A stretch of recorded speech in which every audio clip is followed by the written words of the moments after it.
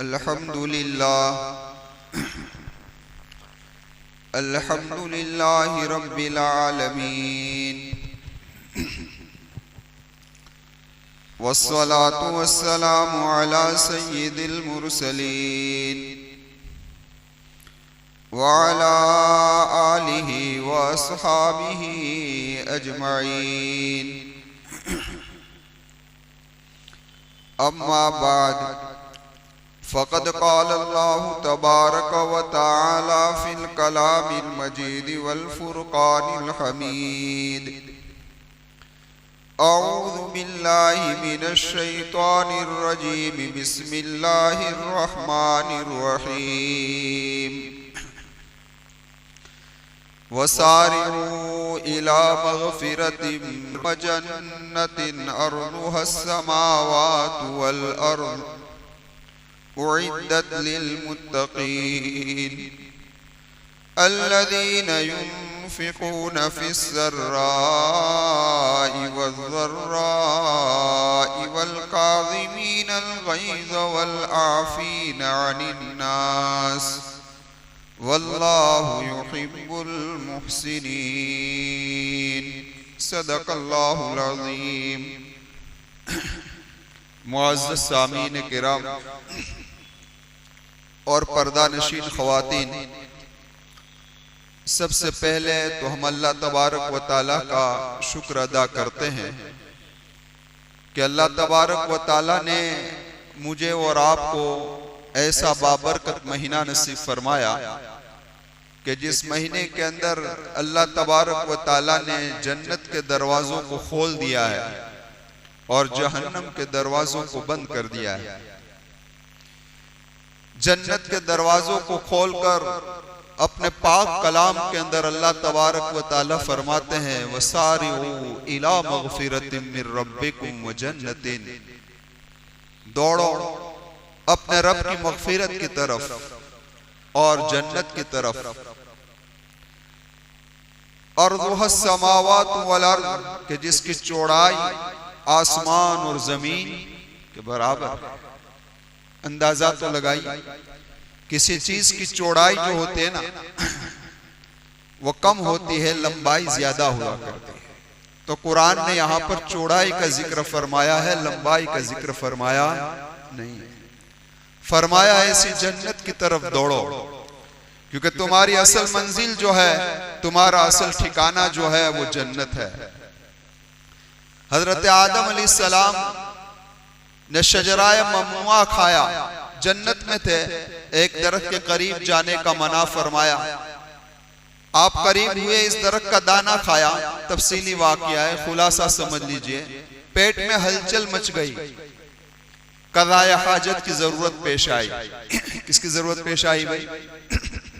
कज़ाए हाजत की जरूरत पेश आई। लेकिन जन्नत तो वो ठिकाना, फैसिलिटी नहीं है।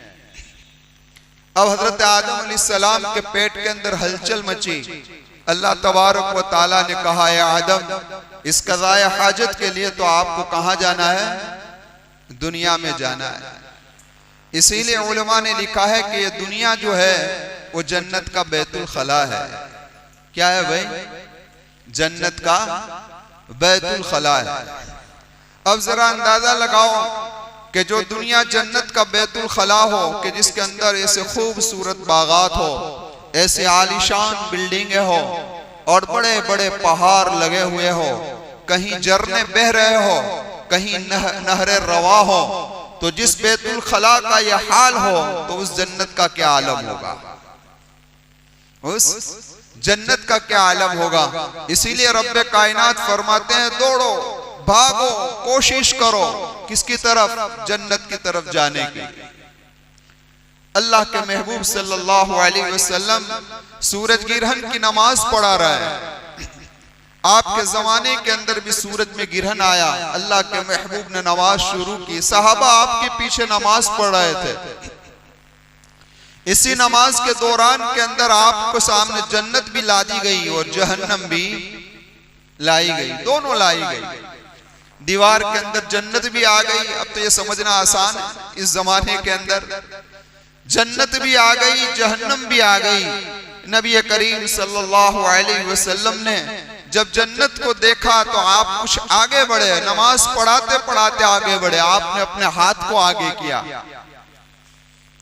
साहबा ये देख रहे थे। मैं हदीस का मफहूम बयान कर रहा हूँ, अल्फाज हदीस बयान नहीं कर रहा हूँ, सिर्फ मफहूम बयान कर रहा हूँ। खैर मैं अर्जी कर रहा था आपसे कि साहबा देख रहे थे। कुछ वक्त हुआ, अल्लाह के महबूब सल्लल्लाहु अलैहि वसल्लम नमाज पढ़ाते पढ़ाते पीछे आ गए। साहबा ने ये भी देखा कि अल्लाह के महबूब नमाज पढ़ाते पढ़ाते पीछे आ गए। अल्लाह के महबूब सल्लल्लाहु अलैहि वसल्लम जब नमाज से फारिग हुए, सहाबाए किराम रिज़वानुल्लाहि ताला अलैहि मजमईन ने पूछा, ए अल्लाह के महबूब सल्लल्लाहु अलैहि वसल्लम, आज हमने नमाज के दौरान एक ऐसा अमल करते हुए आपको देखा है जो इससे पहले कभी देखा नहीं है। तो अल्लाह के महबूब सल्लल्लाहु अलैहि वसल्लम ने फरमाया कि नमाज के दौरान मेरे सामने जन्नत भी आई और जहन्नम भी आई। जहन्नम आई तो जहन्नम की तपीश इस कदर थी कि जिसके बिना पर मैं पीछे हट गया। है। अल्लाह मेरी भी हिफाजत फरमा ले, आप लोगों की भी हिफाजत फरमाए। मैं पीछे हट गया, लेकिन जब जन्नत मेरे सामने आई तो मैं क्या देख रहा हूं कि उसके अंदर अंगूर के बेल है, यानी तोड़ने की कोशिश की कि उस खोशे को तोड़ लूं। अगर ये खोशा मेरे हाथ लग जाता तो कयामत तक तुम खाते रहते हो, कभी खत्म होता, कभी खत्म नहीं होता। क्योंकि जन्नत एक ऐसी चीज है मेरे नौजवानों, वहां की नेमत ऐसी है कि वहां अगर किसी फल को तोड़ा जाए तो फौरन उसकी जगह पर दूसरा फल आ जाता है। तो ऐसी जन्नत की तरफ रब्बे कायनात मुझे और आपको ऐलान कर रहा है कि दौड़ो, और ये रमजान के महीने के अंदर तो बिल्कुल आसान कर दिया है तुम्हारे लिए, आओ कोशिश करो। इसीलिए सबे मेराज में मोहम्मद रसूलुल्लाह सल्लल्लाहु अलैहि वसल्लम की मुलाकात हजरत इब्राहिम अलैहिस्सलाम से हुई। तो हजरत इब्राहिम अलैहिस्सलाम ने क्या ही फरमाया, फरमाया मोहम्मद सल्लल्लाहु अलैहि वसल्लम, आप अपनी उम्मत को मेरा सलाम अर्ज कर देना। जब भी ये कलीमा हम सुने ना भाई, एक बात सुन लो, जब भी ये कलीमा हम सुने इस कलीमे को, तो उस वक्त ये कहो कि अल्लाह सलामती नाजिल फरमा मोहम्मद रसूलुल्लाह पर और हजरत इब्राहिम अलैहिस्सलाम पर, सलात व सलाम हो इन दोनों पर। समझ कहो, सलात व सलाम हो हजरत इब्राहिम पर भी और मोहम्मद रसूल मोहम्मद सल्लल्लाहु अलैहि वसल्लम। फरमाया हजरत इब्राहिम ने, ए मोहम्मद सल्लल्लाहु अलैहि वसल्लम, आप अपनी उम्मत को कह देना कि जन्नत एक चटियल मैदान है और वहां के दरख्त क्या है, तो कि एक मर्तबा सुबहान अल्लाह का कहना वहां का क्या है, दरख्त है। अब मेरे नौजवानों, इस बात को लाकर मैं ये समझाना चाहता हूं कि ये रमजान का कीमती महीना है, ये कीमती वक्त अल्लाह तबारक व ताला ने मुझे और आपको दिया है। इस घड़ियों की कदर करने की मुझे और आपको जरूरत है। एक मर्तबा सुबहान अल्लाह कहने से जन्नत के अंदर एक दरख्त लगता हो और इस दरख्त की कदर कीमत क्या होगी ये मैं और आप नहीं जान सकते। एक मिनट के अंदर 50 मर्तबा हम सुबहान अल्लाह पढ़ सकते हैं, 50 दरख्त जन्नत के अंदर लगा सकते हैं। लग सकते हैं या नहीं? हाँ। इसीलिए अल्लाह के महबूब सल्लल्लाहु अलैहि वसल्लम ने एक जगह पर फरमाया था, मेरे महबूब का फरमान है, सुबहान अल्लाह तमलउल मीज़ान, ये मीज़ान को भर देता है। एक मर्तबा सुबहान अल्लाह कहा, वो मीज़ान को भर देता है। मीज़ान क्या है? रिवायतों से पता ये चलता है कि आसमान और जमीन जितना है ना, इतने इससे भी कहीं बड़ा अल्लाह तबारक व ताला के अल्लाह तबारक व ताला के यहाँ आमाल को तोड़ने का मीज़ान है, जो एक सुबहान अल्लाह पढ़ने से क्या हो जाता है। तो एक आदमी ने इश्काल किया उस पर कि एक मर्तबा सुबहान अल्लाह पढ़ने से अगर मीज़ान भर जाता है तो फिर दूसरे आमाल कहां जाए, है ना भाई सवाल। अब मीज़ान तो भर गया, अब दूसरे आमाल कहां जाएंगे? तो जवाब देने वाले ने बेहतरीन जवाब दिया, यह आपकी मस्जिद है, अभी ये 4 ट्यूबलाइट जल रही है, अगर 100 ट्यूबलाइट जला दी जाए तो रोशनी कहीं बाहर जाने वाली है भाई? नहीं। एक जलाओगे तब भी ये रोशनी को ये जगह ले लेगी, 100 जलाओगे तब भी ये जगह ले लेगी। इसी तरीके से मीजान के अंदर जितने भी आमाल डाले जाएंगे सबका वजन क्या हो जाएगा। और एक रिवायत के अंदर है सुभान अल्लाह वल्हम्दुलिल्लाह अगर कोई पढ़ता है आसमान और जमीन के दरमियान के खला को अल्लाह तबारक व तआला उसके सवाब से क्या कर देते हैं। और ये सब सही रिवायत से है, मुस्लिम शरीफ की रिवायत है। हाँ। लेकिन मेरी और आपकी ये गफलत है कि आज रमजान जैसा कीमती महीना और रमजान की एक कीमती घड़ियां हमारी गफलतों के अंदर गुजर रही है। आज मैंने और आपने वक्त की जितनी नाकदरी की है इतनी नाकदरी हम किसी और चीज की नहीं करते। वक्त को जितना जाया और वक्त को जितना बर्बाद हम कर रहे हैं शायद इतनी और किसी चीज को हम नहीं कर रहे हैं। अल्लामा जलालुद्दीन कासमी रहमतुल्लाहि अलैह जिनकी तफसीर भी है, मिस्र के बड़े उलमा में से हैं, एक मर्तबा गुजर रहे थे, चंद लोग गुफ्तगू कर रहे थे तो उन्होंने एक कलीमा कहा। क्या कलीमा कहा कि अगर वक्त कोई खरीदने वाली चीज होती तो मैं इनसे खरीद लेता, मैं इन लोगों से खरीद लेता जो गप्पे सप्पे लगा रहे हैं, अपने वक्त को जाया कर रहे हैं। इसलिए उलेमा ने फरमाया यह वक्त, यह जिंदगी के कीमती औकात, यह रॉ मटेरियल है। क्या है रॉ मटेरियल, समझते हो ना? हाँ, यह रॉ मटेरियल है ये। और उसको अगर समझना हो, इस रॉ मटेरियल को आदमी जिस जगह पर इस्तेमाल करेगा उस एतबार से उसको फायदा होगा। मसलन आपके पास एक लोहे का टुकड़ा है, इस लोहे को टुकड़े को आप एक पार्ट बना लीजिए और इस पार्ट को साइकिल के अंदर फिट कर दीजिए। साइकिल की कीमत 2000 है तो आपके इस पार्ट की कीमत आएगी 200 रुपये। वही लोहे का टुकड़ा है और कुछ नहीं है। इसी लोहे के टुकड़े को जितना टुकड़ा आपने साइकिल में इस्तेमाल किया है उस पर मेहनत कर कर उसको और अच्छे तरीके से बनाकर उसको बाइक की जीनत बना दीजिए। किसकी जीनत बना दीजिए? बाइक की जीनत बना दीजिए। बाइक की कीमत 50,000 रुपए है, आपको उसी लोहे को आपको 5,000 मिलेंगे। 200 के कितने मिले? इतना ही लोहा है, उस पर आपने और मेहनत की इस रॉ मटेरियल पर, और उसको आपने क्या कहते हैं 4 व्हील का कोई पार्ट बना दीजिए। अब 4 व्हील की कीमत 5 लाख रुपए है तो आपको इसी लोहे के कितने मिलेंगे? 50,000। और अगर इस पार्ट को आप हवाई जहाज का पार्ट बना दीजिए, किसका बना दीजिए? हवाई जहाज का बना दीजिए तो उसकी कीमत क्या हो जाएगी? बढ़ जाएगी। बस इसी तरीके से ये वक्त है, यह वक्त को आप जैसा चाहेंगे ऐसा बना सकते हैं। कीमती से कीमती भी बना सकते हैं, मामूली कीमती भी बना सकते हैं और उसको ज़ाया व बर्बाद भी कर सकते हैं। मेरे नौजवानों, यह रमजान मुझे और आपको नसीब हुआ है, यह अल्लाह का बहुत बड़ा शुक्र है। अगर इन्हें कदर न की तो मरने के बाद पछताने के अलावा मेरे और आपके पास कुछ नहीं, कुछ नहीं। काश के यह वक्त तिलावत कुरान करीम के अंदर लगता। यह वक्त किसके अंदर लगता? कुरान करीम की तिलावत के अंदर लगता। मैं आपको मुख्तसर तौर पर यह बात अर्ज कर दूं, याद रखें इस रुए जमीन पर बैतुल्लाह जैसा अजमत वाला घर क्यों ना हो, मोहम्मदुर रसूलुल्लाह सल्लल्लाहु अलैहि वसल्लम का जसद अतहर क्यों ना हो, अंबियाए किराम के अजसाद क्यों ना हो, यानी आपके जिस्म क्यों ना हो, ये सारी के सारी मखलूक है। आसमानी मखलूकात को भी आप ले लो, अल्लाह का अर्श क्यों ना हो, अल्लाह की कुर्सी क्यों ना हो, जन्नत क्यों ना हो, जन्नत की नेमतें क्यों ना हो, वहां की बहारें क्यों ना हो, ये सारी के सारी मखलूक है। रुए जमीन पर अगर कोई चीज है जो खालिक की जुबान से निकली हो, खालिक की जात से निकली हो तो ये कलामुल्लाह है। ये क्या है? ये अल्लाह का कलाम है।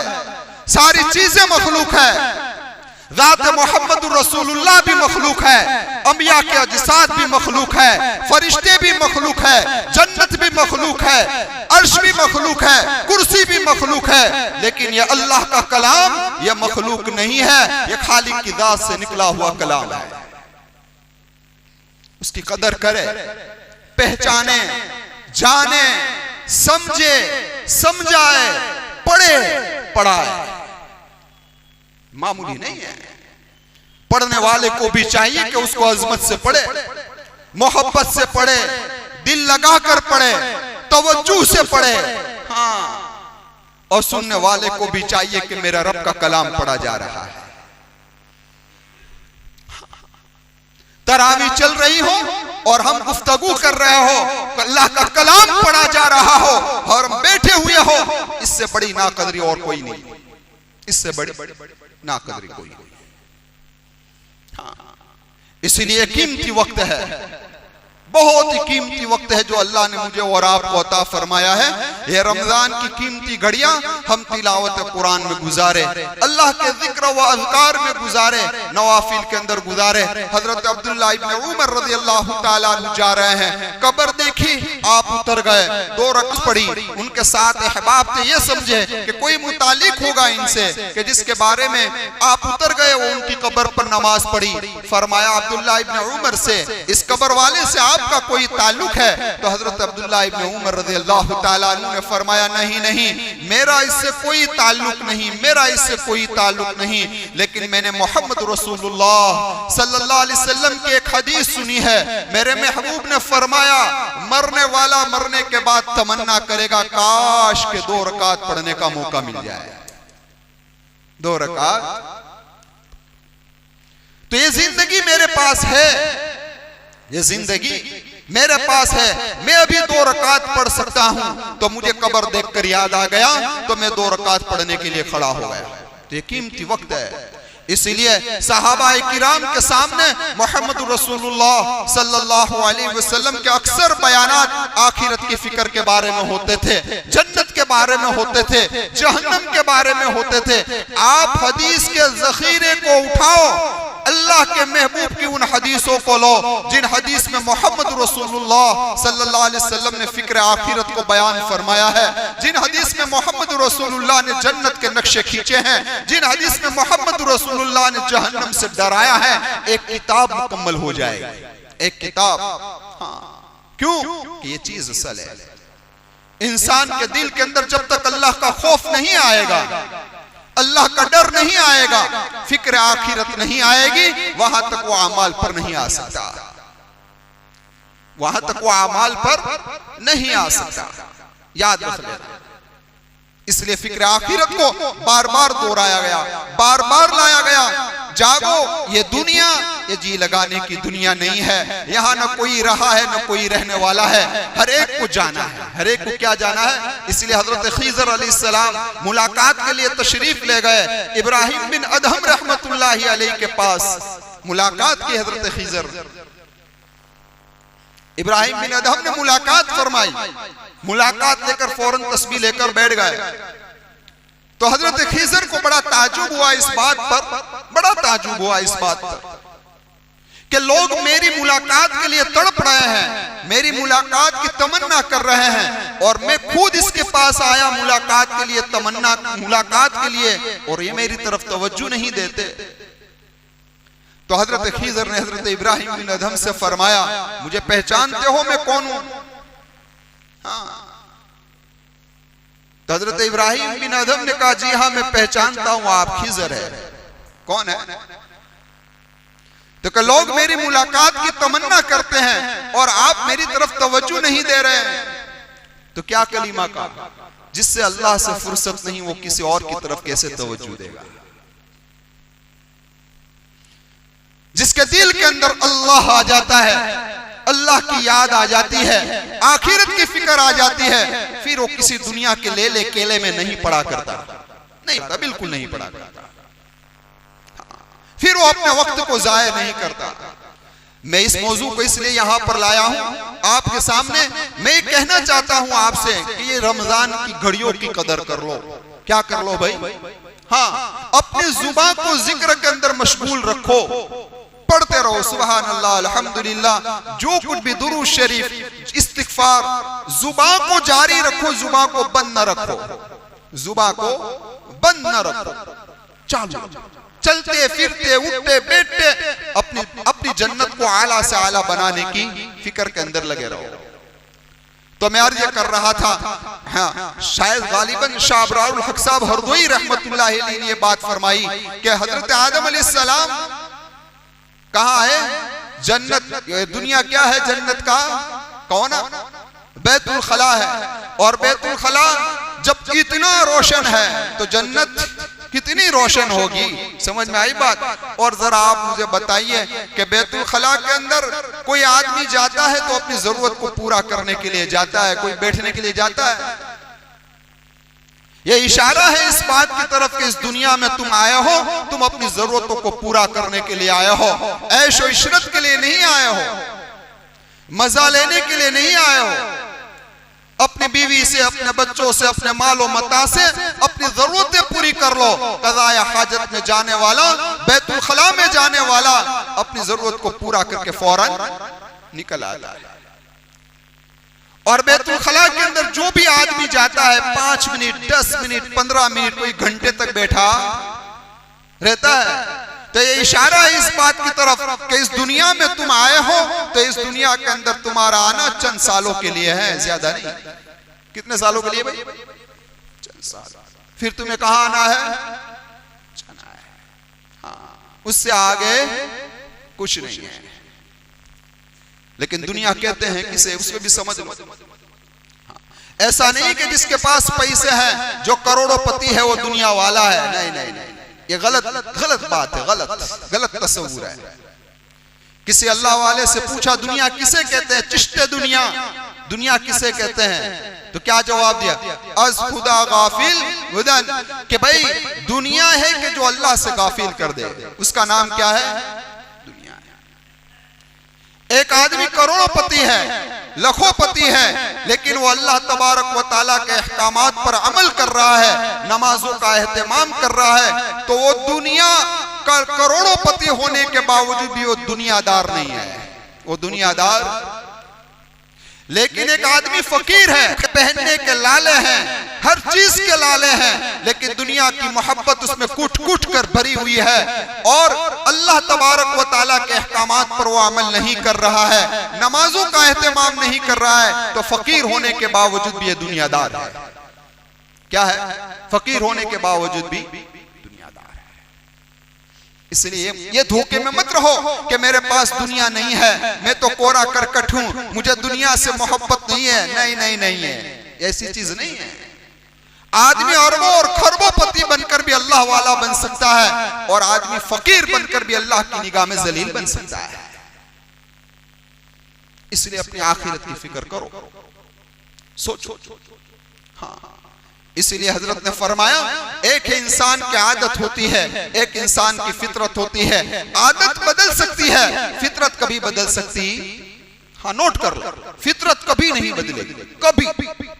खुद नबी करीम सल्लल्लाहु अलैहि वसल्लम का फरमान है, मुस्नद अहमद की रिवायत है, नबी करीम सल्लल्लाहु अलैहि वसल्लम ने फरमाया, किसी आप अगर ये खबर सुनो कि पहाड़ उसकी जगह पर टल गया तो मान लो कि टल गया, लेकिन किसी के बारे में ये सुनो कि उसकी फितरत बदल गई, नहीं, फितरत बदल सकती नहीं कभी। हजरत उमर रज़ियल्लाहु ताला अन्हु की फितरत के अंदर क्या था? क्या था भाई? गुस्सा। हालत कुफ्र में भी आप पर गुस्सा था, बड़े गुस्से वाले थे। हालत इस्लाम में भी ये फितरत बदली नहीं बदली फितरत। आपके इस्लाम लाने के बाद भी आपके अंदर गुस्सा इतना ही था, लेकिन फितरत का रुख बदल सकता है, फितरत का रुख बदल सकता है।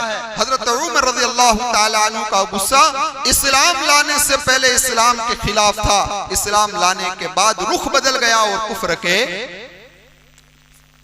समझ में आई बात? इसलिए हम भी अपने रुख को बदले। किसको बदले?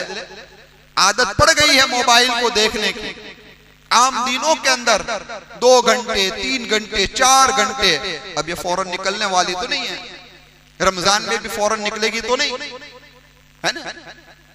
तो अब उसका रुख बदल दो। आप मोबाइल लेने का इरादा हो, ले लिया आपने, अब आप इसके अंदर पिक्चर देखते थे, क्रिकेट देखते थे, गाने सुन रहे थे और कोई ड्रामे देख रहे, तो रुख बदल दो, बयानात की तरफ ले जाओ, मोतमद उलमा के बयानात को सुनो, कुरान करीम की तिलावत को सुनो। मैं अर्ज करूंगा, खास दिल लगा से मैं आपसे कहता हूं, जो लोग कुरान करीम पढ़ नहीं सकते उन्हें मेरी मुअद्दबाना गुजारिश है कि कम अज कम अच्छे कारी का कुरान तो सुना करो। मोबाइल में कुरान शुरू कर दो और कुरान को सुनते रहो। ए अल्लाह, मैं तेरा कलाम सुन रहा हूं, बस समझ में आए या नहीं ना आए, फायदे से खाली नहीं है। यह असर करके रहेगा, दिल पर असर जरूर करेगा। अल्लाह का कलाम छोड़ेगा नहीं, जरूर असर करेगा, तुम्हारे दिल की दुनिया को बदल कर इंशाअल्लाह रख देगा। इसलिए मेरी गुजारिश है उन लोगों से जो कुरान पढ़े हुए नहीं हैं, वो मामूल बना ले रोजाना कि मैं अच्छे कारी जिसकी किरात आपको पसंद हो। अब तो सब आसान हो गया है, सोशल मीडिया पर बिल्कुल आसान हो चुका है। आप जिसे चाहे, जिस वक्त चाहे, जैसा चाहे ऐसा सुन सकते हैं, ऐसा सुन सकते हैं। आप एक अच्छे कारी को ले लें जो अदर से पढ़ रहा हो और उसके कुरान को सुने, दिल लगाकर सुने। देखो इंशाअल्लाह आपके दिल की दुनिया के अंदर फर्क आता है कि करेंगे इंशाअल्लाह। तो मेरे आपसे आखिर में मुअद्दबाना गुजारिश है कि हमारे इससे पहले के रमजान जितने गुजरे हैं, दुआ करे अल्लाह इससे ये रमजान बेहतर गुजार दे। आपने साले गुज़श्ता एक कुरान खत्म क्या, नियत कर लो 2 करेंगे इंशाअल्लाह, है ना। हाँ, तहज्जुद के पाबंद नहीं थे तो तहज्जुद पढ़ने वाले बन जाओ, बन जाएंगे इंशाअल्लाह। फरमाया कि रूह को जितनी नूरानियत, रूह को जितनी ताजगी तहज्जुद से मिलती है, किसी और से नहीं मिलती। किससे मिलती है? तहज्जुद से। आपका मामूल था 2 रकात पढ़ने का तो 4 पर आ जाओ, 4 का था तो 8 पर आ जाओ। कितने पर आ जाओ? 8 पर। करेंगे इंशाअल्लाह। अल्लाह मुझे भी इन घड़ियों की कदर करने की तौफीक दे, आप तमाम को भी इस रमजान की बाबरकत घड़ियों की कदर करने की तौफीक दे। तो खैर, इस आयत करीमा का जो दूसरा जुज़ था उसके मुतालिक इंशाअल्लाह आइंदा जुमा को बात करूंगा। आमीन। व आखिर दावाना अनिल हम्दुलिल्लाहि रब्बिल आलमीन।